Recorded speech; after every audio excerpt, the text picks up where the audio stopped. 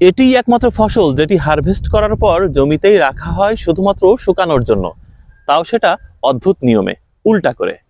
আচ্ছা, এটি তো সোজা করেও রাখা যেতে পারতো, অর্থাৎ স্বাভাবিক নিয়মে, কিন্তু উল্টা করে কেন রাখা হয়? অর্থাৎ শেকড়ের অংশ কেন উপরের দিকে রাখা হয় আর এই ফলের অংশ কেন নিচের দিকে রাখা হয়? এটি মূলত রাখা হয় একটা বিশেষ কারণে।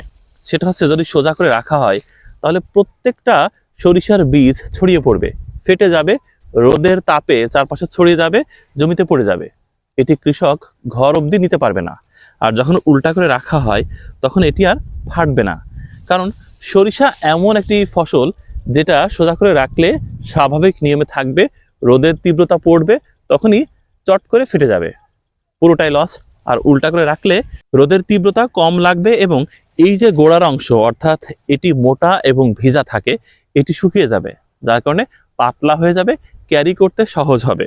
উল্টো ফলগুলো চট করে ফেটে ছড়িয়ে যাবে না, যার কারণে একটি সরিষাও অপচয় হবে না। দেখুন, এই জমিতে যতগুলো সরিষার গাছ আছে সবই এরকম ৩-৪ মুঠ এক জায়গায় করে উল্টা করে রাখা হয়েছে, যেন এই গোড়ার অংশটা দ্রুত শুকিয়ে যায়।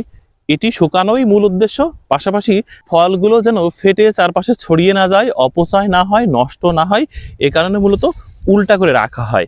বাংলাদেশে এমন কোনো ফসল নেই যেটি হারভেস্ট করার পর জমিতেই এভাবে শুকানো হয় এবং উল্টা করে রাখা হয়। দেখবেন কখনো কোনো কৃষক এভাবে সোজা করে রাখে না, কারণ এভাবে রাখলেই রোদের তীব্রতা সরাসরি এই সরিষার ফলের উপরে পড়বে, তখনই এর আবরণ ফেটে যাবে, ফলগুলো ছড়িয়ে যাবে। দেখেন কি চমৎকার পদ্ধতি, এবং যুগ যুগ ধরে কৃষক মহোদয় এই পদ্ধতি অ্যাপ্লাই করে আসছে।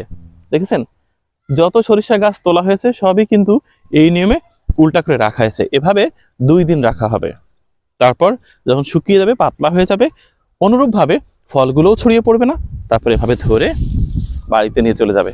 ইতিমধ্যে এটি নিয়ে যাওয়ার মতো হয়ে গেছে। কৃষক মহোদয়ের এই বুদ্ধিটা আমার কাছে খুবই ভালো লেগেছে। দেখুন, সত্যিকার অর্থেই জগতে সবকিছুই শেখার আছে বটে।